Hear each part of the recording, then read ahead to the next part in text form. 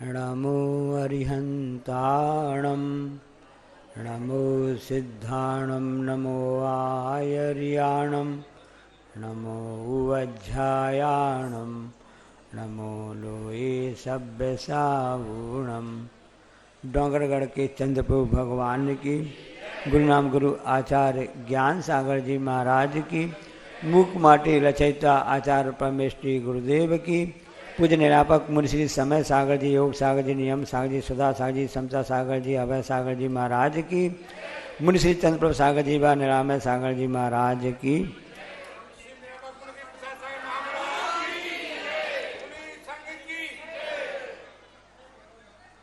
जैन दर्शन में जो संस्कृत भाषा का प्रथम ग्रंथ माना जाता है तत्वा सूत्र, जिसके रचयिता ऐसे महान आचार्य उमा स्वामी महाराज जी, वो सत्य जो व्रत होता है उसकी भावनाएं 5 बता रहे हैं। क्रोध, लोभ, वीरत्व, हास्य, प्रत्याख्यान, अनुबीची भाषणम चा पंच। जो सत्य व्रत को धारण करने वाला होता है वह व्रती या महाव्रती हो, वो निडर अपने वचन कभी भी क्रोध से नहीं बोलता है, भय से नहीं कहता है, क्रोध, भय और लालच से नहीं होता है, अनुबीजी भाषण में यदवा तदवा नहीं बोलता है। ये उसका बेसिक ग्राउंड बता रहे हैं आपके लिए। तो इसलिए जो इसको जो व्रती महाव्रती उनकी बात हो रही है, तो जो सामान्य श्रावक है उनके लिए भी मेरी भावना में कहा गया है। पर आप मेरी बात पढ़ते ना आप लोग कि अथवा कोई कैसा ही भय या लालच देने आवे तो भी न्याय मार्ग से मेरा कभी न डिगने पावे। तो समान श्रावक बच्चों के लिए, संस्कार के लिए ये बात कही जाती है, तो वहाँ उसी को दूसरे रूप में, उसी रूप को बढ़ा करके जो त्यागीव्रती महाराज जी, माता जी हैं, आप त्यागी जितने ब्रह्मचारी भाई हैं, उनके लिए जो अनुव्रती और महाव्रती उनके लिए कहा जाता है कि किसी भी प्रकार से भय या लालच के द्वारा कभी हम अपने न्याय का मार्ग का त्याग ना करें, उस मार्ग में चढ़े रहें। लेकिन आज के समय सबसे अधिक तो भय और लालच तो सबको दिखाई दे रहा है। नहीं दिखाई दे रहा है? नहीं महाराज जी, हमको तो बिल्कुल दिखाई नहीं दे रहा है। अब ये बताओ, हम लोग जो धर्म कर रहे हैं, धर्म करने का जो भी कर रहे हैं, सभी हम शामिल उसमें है ना। तो हमको भय है। क्या भय है? कि हम नरक न चले जाएं, है कि नहीं? ये भय है कि हम नरक न चले जाएं। और लालच की नहीं है? हाँ, लालच तो है हमको अच्छा स्वर्ग मिल जावे। ऐसा है क्या? ये सत्य नहीं है। धर्म अपने में स्वभाव है। धर्म एक अपने आप में स्वभाव होकर के उस वस्तु स्वरूप का सही तत्व ज्ञान करने की आवश्यकता है कि जहां पर ना कोई भय होता है ना कोई लालच होता है। अब हर इंसान को भय है। कैसा भय है? कि अब हमारा जो मकान है या जो है उसके लिए ऐसा ना हो कि मैं झोपड़ी में आ जाऊं, मैं झोपड़ी में ना पहुंच जाऊं। व्यापारी को हमेशा भय बना रहता है, ऐसा ना हो। क्या आजकल आईडी ईडी क्या छापा पड़ते क्या होते हैं? ईडी के छापे पड़ते हैं, इनकम टैक्स छापे, ऐसा ना, ये भय बना रहता हुआ है। अब भय से वो धर्म करने का प्रयास कर रहा है कि मुझको ये दिक्कत ना जाए। और जो समान व्यक्ति को लालच भी है कि आज मैं 1000पति हूं तो कल मैं करोड़पति बन जाऊं, उसको लालच है। इससे भी धर्म कर रहा है, प्रदर्शन कर रहा, अनेक कार्य कर रहा है।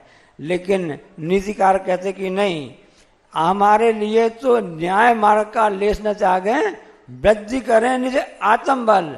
जहां पर अपने आत्मा के बल को बढ़ाना है, उस नीति को प्राप्त करना है, नीति से चलना है, न्याय मार्ग से चलना है, वहां ना का भय का स्थान होता है और ना कहीं लालच का स्थान होता है।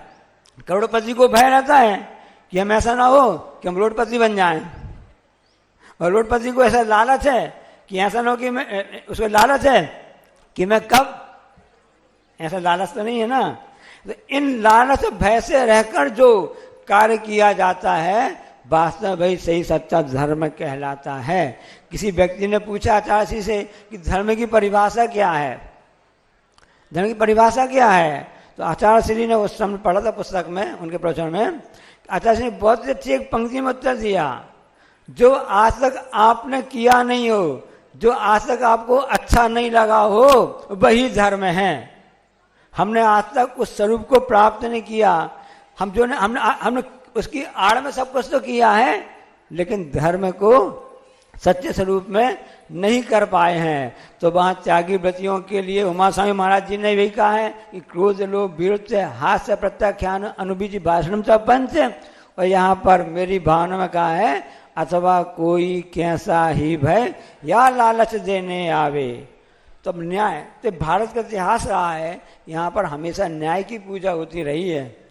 अब वर्तमान में उसका स्वरूप बदल गया है। और एक बार जब कॉलेज में पढ़ते थे, इंजीनियरिंग कॉलेज में, तब उसमें फिल्म देखी थी, अंधा कानून आया था, है ना। कैसा कानून? अंधा। अब वहाँ पर न्याय की बात सिखाई जा रही है और यहाँ पर अंधा कानून की बात बताई जा रही है।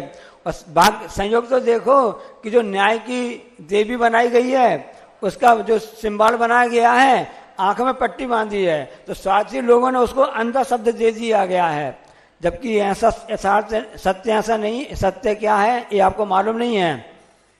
उसमें ये बताया गया है कि जैसा कार्य दिगंबर मुनिराज करते हैं, क्या करते हैं? न राग है मेरा देश में विश्वास दिगंबर भेष में, कि किसी राग देश नहीं है। हमारा आंख में पट्टी बांधने का आशा ये है, जो देवी कह रही है कि मैं मुझे किसी का भय है, न मैं किसी के लालच को देख रही हूँ, जो सच्ची बात है उसी को कह रही हूँ। लेकिन स्वार्थी लोगों ने उसको इस ढंग से अंधा कानून की संज्ञा दे दी गई है। भारत का इतिहास रहा है कि वह राजा भी न्याय से सब कार्य करता था, कोई भी भय लालच उसको नहीं रहता था। एक कथानक आता है, कल्याण कटक जो उड़ीसा के कहा जाता ना, वहाँ पर राजा यशो वर्मा राज्य करते थे और उनकी न्यायप्रियता सबसे फैली हुई थी। उन्होंने सोचा कि मेरे राज्य में किसी भी व्यक्ति को परेशानी ना हो। कितनी बड़ी बात है, इंसान बस की नहीं। उन्होंने सोचा कि यहाँ घंटा लगा दिया जावे ताकि कोई भी निसंकोच अपनी न्याय की गुहार लगा सकता है, अपनी अपील कर सकता है। अपील के लिए एप्लीकेशन देना पड़ता है, फिर नौकर चाकर चपरासी को जाना पड़ता है, लिखवाई के पैसे लगते हैं, हर चीज़ के कुछ ना कुछ उसको परेशानी देती है। तो ये सब कोई परेशानी ना जाए, तो उन्होंने सीधे खुले मैदान में अपने चौराहे पर घंटा लटकवा दिया कि जिसको भी न्याय चाहिए हो, घंटा बजा, तुरंत ही आपको न्याय मिल जाएगा। ऐसी व्यापक दृष्टिकोण वाले वह यशो वर्मा राजा थे। ये भारत का इतिहास है। ये भारतीय इतिहास के मूल तत्व में सब बात आपको मिल जाएगी, जिसकी परीक्षा प्रतियोगिता चल रही है। वतन की कमान, कल आखिरी दिन है। तो ऐसा न्यायप्रिय राजा भाई यशो वर्मा था, वो न्याय सब करता था, कोई तकलीफ किसी को नहीं थी। कभी किसी को कोई घंटा बजाने की आवश्यकता ही नहीं पड़ी। कई सालों के बाद में अचानक घंटा बज उठा। अब सबने सोचा कि क्या उल्टा हो गया, कि न्याय राजा अपने न्याय से अलग हो गया क्या?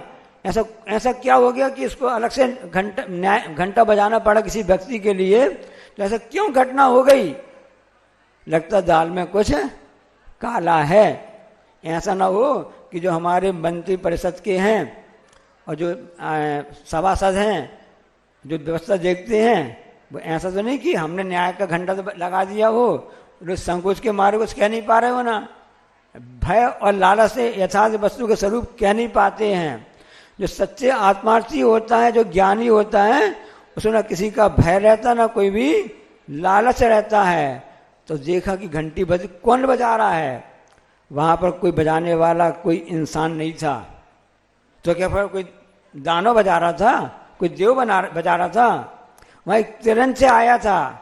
तिरंज से जो था, वो अपनी सींग से उसको घंटी को बजा रही थी वो। अरे तो परस्परोपग्रह जीवा नाम, परस्परोपग्रह जैना नाम नहीं बोला है, न इंसान नाम बोला है। एक दूसरी सहायता करना, उपकार करना जीवों का, ये एक जीव का उपकार कहलाता है। ऐसी व्यापक दृष्टिकोण वाले भाई राजा यशो वर्मा जब था, पता लगाया कि गाय क्यों घंटी बजा रही है, तो उसके गाय के पास से वो उस गाय ने उसका कपड़ा पकड़ लिया और कपड़ा पकड़ खींच कर उसको अपने वहाँ पर ले गई। उसने देखा वहाँ पर कि रास्ते सड़क पर एक बछड़ा मरा पड़ा हुआ था। तो समझ में आ गया कि गाय लेकर आई है, इसी का बछड़ा होगा, इसी का बस से बछड़ा होगा जो यहाँ पर मर गया है, एक्सीडेंट के कारण से हो सकता है। किसी ने पूछा ना कि सबसे अधिक गायें कहाँ पाई जाती हैं, बच्चे से पूछा, बच्चे बताओ सबसे अधिक गाय कहाँ पाई जाती हैं? तो बच्चे ने बोल दिया सड़क पर, क्योंकि लोग अपनी जिम्मेदारी से भूल गए हैं ना, उनकी सुरक्षा करने की सबने जिम्मेदारी भूल गए हैं कि गाय हमारी गौशाला में रहती, हमारे घरों में रहती थी, लानपन होता था, स्वार्थी भक्ति हो गया है, लालच आ गया उसको है, जब तक दूध लगता है तो लगाते हैं, बाद में खुला छोड़ देते हैं। उसका परिणाम ये होता है कि गाय तो तिरंच है, संगी है, लेकिन इस जानती नहीं है कि यहाँ से गाड़ी आती जाती हैं, इस तरह से घटनाएं हो जाती हैं। तो अब घटना तो हो गई, अब पता लग जाए कौन सी गाड़ी ने एक्सीडेंट किया है। अब उस समय कोई फोर व्हीलर चलते नहीं थे, ना कार चलते थे, ना बुलडोजर चलते थे, ना आपकी क्या बोलते जेसीबी चलती थी, ना डंपर चलते थे। तो कौन ने एक्सीडेंट किया? ट्रक, कौन सा ऐसा ट्रक आ गया, कैसे घटना घटा दी? पता किया, इंक्वायरी की गई तो पता चला कि एक रथ निकला था वहां से। रथ इतनी तेजी से निकला वहां से कि रथ चालक ने देखा नहीं, उस रथ के चक्के के नीचे वो गाय का बछड़ा आ गया और मौत के मुंह में समा गया। अब किसने ऐसी गलती की, किसने ऐसी असावधानी की कि उसकी लापरवाही से एक प्राणी का जीवन चला गया? पता लगाया, इंक्वायरी की गई, सीआईडी वगैरह सब पहले रहती थी, ऐसा नहीं है कि गुप्तचर पहले थे। पूरी राज्य का संचालन सबसे निर्भय होता है तो गुप्तचर पर होता है। तो गुप्तचर ने पता लगा कि कैसा क्या हुआ और पता चल गया कि अरे रथ तो निकला है, रथ से घटना तो घटी है। रथ कौन चला रहा था? रथ चला रहा था उस राजा का इकलौता पुत्र वह राजकुमार रथ चला रहा था। अब क्या होगा? राजा तो न्याय देने वाला है। अब कौन बात कहे कि राजा आपके बेटे ने किया है? हमारे यहाँ हमारे बेटा ऐसा करता है, इस वकील को लगाओ, उस वकील को लगाओ, वहाँ अपील करो, जान भी रहे कि मेरे बेटे ने गलत काम किया है, लेकिन इसके बाद भी हम उसको बचाने का प्रयास करते हैं। उसको शिक्षा देने की बात तो दूर रही, उसको और सेहत देने लगते हैं, क्योंकि हमारा उसके प्रति विशेष मोह रहता है। मोह की बात याद आ गई, हम आपको बताएं, संस्मरण सुनना चाहते हो? आज का ताजा संस्मरण बता रहे हैं अचासी के पास में। अचासी की बैरबत्ती कर रहे थे चिकित्सक गण, मुनि संघ और श्रावक मतलब से खड़े हुए थे ना, और उस हिसाब से जो जैसा चिकित्सक ने कहा, वैद्य ने कहा ना कि आपको आँख में वो डालना है, आई ड्रॉप डालना है, नाक में नस से लेना है और ऐसा कुछ गर्म पानी से करना है, तो उसमें कहना पड़ता अच्छा जी ऐसे हो जाइए, अच्छा जी थोड़ा करवट ले लीजिए, अच्छा जी आँख खोलिए, इस ढंग से कहना पड़ता है, तब अच्छा से करते हैं। इस ढंग से उपचार चल रहा था, सुबह की बात है। अचासी जब देख रहे सभी लोग तो लगे हुए हैं, इन लोग के मन में कुछ उत्साह या कुछ आया है, तो अचासी ने कहा कि मेरी स्थिति तो बच्चे जैसी हो गई है। जैसे बच्चे लोग हम कहते हैं ना, अब ऐसे हो जाओ, अब ऐसे कपड़े पहन लो, अब ऐसे नहा लो, अब इस तरह बनो ना, इस ढंग से कहना। तो अचासी ने क्या कहा कि मेरी स्थिति ऐसे बच्चे जैसी हो गई है। वहीं पर एक श्रावक खड़े हुए थे, उन्होंने कहा अचासी क्षमा चाहते हैं, एक बात कहना चाहता हूँ। अचासी का तुम क्षमा भी मांग ली और बात भी कहना चाहते हो, कुछ की विशेष बात कह रहे हो क्या? जरूर कुछ गड़बड़ बात कह रहे हो इसलिए तुम ऐसा कह रहे हो? उसने कहा नहीं महाराज जी, हम एक बात करना चाहते हैं, आप क्षमा कर देना। आप क्या कि मेरी इसी बच्चे जैसी हो गई है? हम बताएं अचासी एक बात कहना चाहते हैं, आपकी आप जो कह रहे हैं ना, आप एक जिद्दी बच्चे जैसे हो गए हो। आप कह सकते हैं क्या?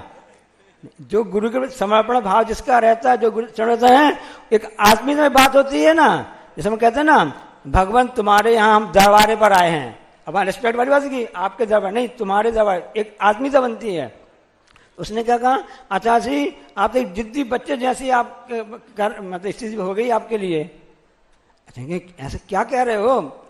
अचासी हम लोग सब श्रावक लोग, सभी लोग पूरा संघ में निवेदन करता है, आप आहार में ये ले लो, आप कहते नहीं लेना, है ना। आचार्य आप इस ढंग से अच्छी समय पर्याप्त में आहार लो, ऐसा विश्राम करो, ये औषधि ले लो, ऐसा कर लो, ऐसा कर लो, वैसा आप करते नहीं है। हम लोग का निवेदन आप स्वीकार नहीं करते हैं। तो एक क्या हुआ, एक प्रकार से बताना, उस श्रावक ने गलत तो नहीं कहा, आप उसके पक्ष में कि नहीं है। हाँ हाँ, तो आचार्य ने कहा वाह तुम लोग बहुत बड़े होशियार हो। तो आचार्य ने क्या कहा, मैं आपको बात पते की बताना चाहता हूँ, ये जो आप कह रहे हो ये तो आप मुँह की बात कर रहे हो, इसी मुँह को तो हमको जीतना है, इस मुँह को तो हमको जीतना है। जो न्यायप्रिय राजा होता है उसको मोह नहीं होता है। ये हमारे राजा नहीं, महाराजा हैं, राजाओं के भी राजा हैं। ऐसा न्याय होता था उस भारत देश में, उस समय होता था। और जब पता चला कि उस राजा ने ऐसा कह दिया कि कौन से किया, उसको सामने पेश किया जावे, डरते डरते उस राजकुमार को पेश कर दिया गया। अब आप सोचो राजा क्या देगा, राजा ये नहीं कहेगा नहीं इसकी पेशी बढ़ाई जावे, अभी सुनवाई पढ़ाई जाती है। किसी ने बताया ना कि कोई घटना घट गई, कोई ऐसे जेल में थे ना, तो उन्होंने अपील की, वो जेल से छोड़ के आ गए, और न्यायाधीश ने कह दिया इनके लिए 8 महीने तक के लिए अभी और इनकी सुनवाई रोक दी जाती है, ताकि लोकसभा के चुनाव वगैरह हो जाए, पार्टी आ जाए, जीत जाए। मतलब सेटिंग वगैरह मतलब सुनने में आते लोग बताते रहते हैं ना। राजा ने कहा नहीं, कार्रवाई तो आज ही होगी, अभी होगी, सुनवाई की डेट नहीं बढ़ाई जाएगी। क्यों, कुंडलपुर वाले सब बैठे हुए ना, बड़े बाबा के यहाँ ऐसा होता है, दूसरों के उसने केस लगा दिए। अब ऐसा होता है कि सुनवाई पेशी बढ़ती जा रही है, श्रावक परेशान हो रहे हैं, भक्त लोग परेशान हो रहे हैं, पदाधिकारी परेशान हो रहे हैं। ये न्याय कहाँ का कैसा न्याय है, ये इसी बदल गई है, क्योंकि हमने शिक्षा के स्वरूप को सही समझा नहीं है। शिक्षा के स्वरूप को समझे होते हैं ये चीज नहीं बनती जैसी आज बन रही है। वहां पर प्राचीन शिक्षा थी, ईमानदारी और न्याय की बात थी। राजा ने तुरंत ही सुनवाई की और तुरंत ही फैसला दे दिया कि सभी सबूतों को देखते हुए ये निर्णय लिया जाता है कि इसका अपराधी इस राज्य का इकलौता पुत्र मेरा राजकुमार है। अब क्या किया जावे, सजा, इसको सजा दी जाती है। सबने बोला महाराज इकलौता आपका पुत्र है, आपको ऐसी कठिन सजा मत दीजिए, आगे इसी के बल पर राज्य चलेगा, ये आगे आकर के इस राज्य का राजा बनेगा। नहीं, मैं रथ में बैठूंगा और मैं रथ चलाऊंगा, और जहां उस गाय का बछड़ा मरा पड़ा हुआ है वहां पर इस बच्चे को, मेरे बालक को लेटना पड़ेगा। सत्य घटना बता रहा हूं जो इतिहास में अंकित है। और उस समय उसने कहा कि मैं रथ चलाऊंगा, सामने इस राजकुमार को लेटना पड़ेगा। जैसे इस राजकुमार ने इस गाय माँ के बछड़े को रोदन की, मतलब उसके लिए लोन डाला है और भाई गाय रोदन कर रही है, उसी प्रकार से इसके भी यही हाल होगा। इसको भी इसी रथ के द्वारा रौंदा जाएगा। सोचो कितनी बड़ी घटना है। आपकी आंखों में आंसू नहीं आ पाए, हमको आश्चर्य हो रहा है, क्योंकि आप इंडिया इंडिया कहते जा रहे हो। आप भारत कहते तो आपकी आंखों में आंसू आ जाता है ऐसी दर्दनाक घटना को देख करके। वहां राजा अपना रथ चलाता है, सामने राजकुमार भी, बेटा भी इतना आज्ञाकारी होता है, बेटा लेट जाता है जो पिता ने कहा है, क्योंकि अभी वो पिता नहीं है, वह भी राजा है। राजा एक परमात्मा के बराबर होता है, उन्होंने न्याय दिया है। एक न्यायालय में एक न्यायाधीश ने न्याय दिया है, एक जज ने न्याय दिया है, उसका हमको जो भी आदेश है हमको स्वीकार है। इस ढंग से घटना होती है, लेकिन जहाँ पर न्याय होता है वहाँ पर न्याय की रक्षा करने वाले देव भी आ जाते हैं। और उस समय जब रात आगे बढ़ता जाता है, सब सांस रोके रहे हैं कि क्या होगा क्या होगा क्या होगा, तब उस समय भी जब न्यायप्रिय राजा की भी रक्षा देव लोग करते हैं, और वहाँ पर आकर के अपने आप वह रथ रुक जाता है। और उसके हिसाब से फिर आगे जो भी घटना होती है, हम एक कहना करते कि जहाँ भय और लालच होता है वहाँ कभी भी न्याय नहीं हो सकता है। जो निर्भय होता है, कोई लालच नहीं होता है, सच्चे अर्थों में धर्म वही हो सकता है। इसलिए लालच को छोड़ करके धर्म को कैसे करना है, हमको किसी का लालच नहीं है और ना कोई हमको भय है। हमको तो बस एक ही है कि हे भगवान, जो गुण आपने बंदे तदगुण लब्धे, जो गुण आपने प्राप्त किए हैं वही गुण हमको प्राप्त हो। अब एक व्यक्ति जा रहा था तो उसकी स्वास्थ्य वगैरह खराब हो गया तो पत्नी श्रीमती साथ में थी। उन्होंने कहा कि चलो किसी को दिखा लेते हैं कैसा क्या है। दिखा लिया गया, अरे तुम्हारे थोड़े ब्रेन में कुछ कमजोरी है, रक्त अच्छे नहीं जा रहा है, तुम एक काम करो, तुम शीर्षासन लगाओ, बिना दवाई की आपको दवाई बताते हैं, तुम शीर्षासन लगाओ। शीर्षासन बोला ठीक है, ठीक कर लेंगे। अब डॉक्टर पहचान का होगा, श्रीमती से पूछा क्यों भाई, जो हमने सलाह दी थी पति महोदय के लिए, उस आसन लगा रहे हैं वे कि नहीं लगा रहे हैं? हाँ लगा रहे हैं। कुछ लाभ हो रहा कि नहीं हो रहा है? उनको क्या लाभ हो रहा है हमको नहीं मालूम, पर हमको लाभ हो रहा है। तुमको क्या लाभ हो रहा है? जब वो शीर्षासन लगाते हैं ना तो जितना भी पैसा आए समझ में ना, जितना भी होता ना जेब में रहता है, कल नमोस्तु करते ना, नमोस्तु करते हैं, जेब का मोबाइल नीचे गिर जाता है। तो उनको फायदा होगा नहीं मालूम हमको, पर हमको तो फायदा हो रहा है। उनके शीर्षासन लगाने से हमको सामग्री मिल जाती है। ये लालच भय इसके द्वारा कोई भी धर्म नहीं होता है। धर्म तो जीव का यथार्थ स्वरूप है, उसको समझो तभी हम उस धर्म के मर्म को समझ सकते हैं। इसलिए हमको कोई स्वर्ग की लालसा भी नहीं है, न नरक की ज्वाला का हमको भय है, और ना ही हमको इस प्रकार का भय है कि हम करोड़पति से रोडपति बन जाएंगे। न इसका लालच होना चाहिए कि अभी हम तो लखपति हैं या रोडपति हैं, हम कब करोड़पति बनेंगे। भय लालच से ऊपर उठ करके ही न्याय होता है। अपनी आत्मा के साथ सच्चा न्याय तो यही है, जैसे राजा ने किया था, उसने व्यवहार में किया था, निश्चय में अपना न्याय तो यही कहता है कि मैं आत्मा की शरण लेकर के, पंचमी शरण लेकर के, बिना किसी निस्वार्थ भाव से पर जीवों कल्याण की करते रहें। कल पंक्ति याद आ गई कवि की कि हाय कुछ न कर सके, हाय कुछ न कर सके, न पीर पर की हर सके, हाय कुछ न कर सके, न पीर पर की हर सके।